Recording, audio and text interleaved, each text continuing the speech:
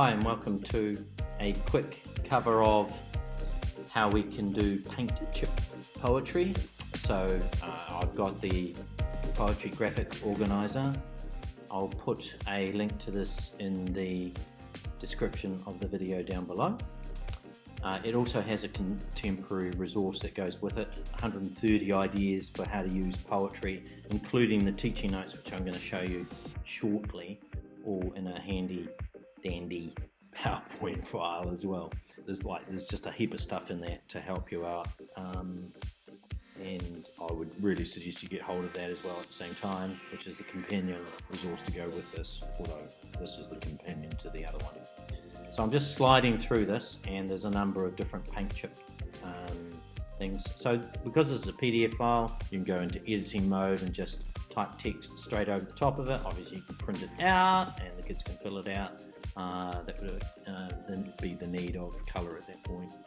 So I've just taken that file and chucked it into Pages on a Mac, and the first suggestion in the actual PowerPoint file is to choose a paint chip colour that you will use, and then see the graphic organizer. So there's the link to this particular graphic organizer. Download it and look at the colours and print a name for each colour, and also a suggestion to try and do a Pixabay search on a colour for ideas as well as being number 2. So I've got my graphic organizer and I'm just whipping over to pixabay.com. Great place to explore for images as they are Creative Commons free. I'll show you that in a moment. So say my paint chip colour was orange, I'm typing in the word orange very simply there and pressing return. Just remember digital citizenship alongside this, making sure that kids understand that they might meet images that for them are a little bit embarrassing or something similar.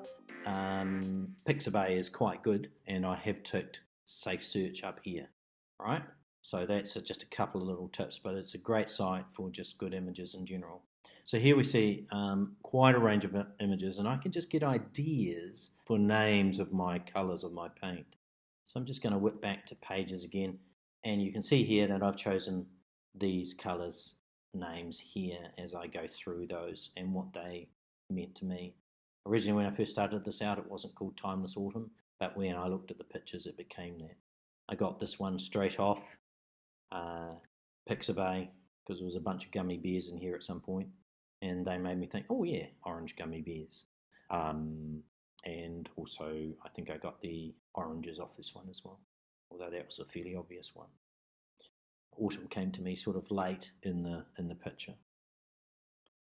So going back to my graphic organizer, first thing I did was type all these names out, and then I used those to go through, and each one I just brainstormed. So I did this part here first, and I'm now highlighting the brainstorm bit. So I just wrote a series of ideas there, here, here, here, and here. And then I went through and crafted a phrase for each one.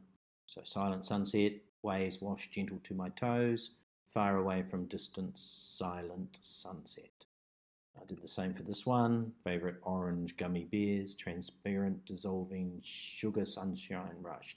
Now as I was doing this word sunshine wasn't in there initially, because as I started doing this, I became aware of a theme thread through it, and it was using the idea of sunshine, sunsets, and sunrises in each of these, so that there was a consistent thread in the poem to bring quite different topics together in some ways.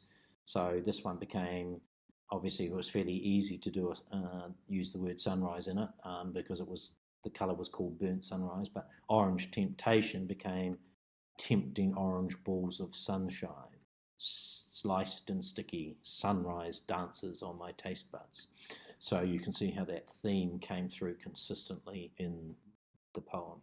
So then I just withdrew those and desktop published it in a slightly different way to make it a little bit more easier to see the poem. Now from there you could take that information, put it into iMovie or a range of other things. What I actually did with it, and I'll show it to you briefly on my iPhone, is there's a Clips app on both the iPad and iPhones, and the Clip app is really great for simple little things. So what I did with that was I used the Clips app on an iPhone. Now the Clips app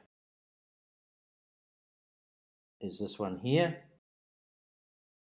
And it's a great little app just to do a simple little iMovie. So I will attach a link to the finally produced Clips app where I used Clips and iMovie in conjunction with each other to create the final production of my poem, and you'll be able to see that separate to this teaching video.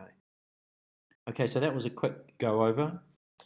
Just remember that in the PowerPoint resource that you get quite a range of items in terms of poetry and themes. You get how to do poetry and digital technologies, how to learn poems, publishing poems ideas, Brain TV resource, literary devices, information about those, as well as, and the index covers, or the contents covers it in details, as well as all these poetry type prompts to enable you to use them. It's fairly open-ended so that you can adjust this resource to fit and pick and add and combine pieces together, but all in one handy big pack. Bye.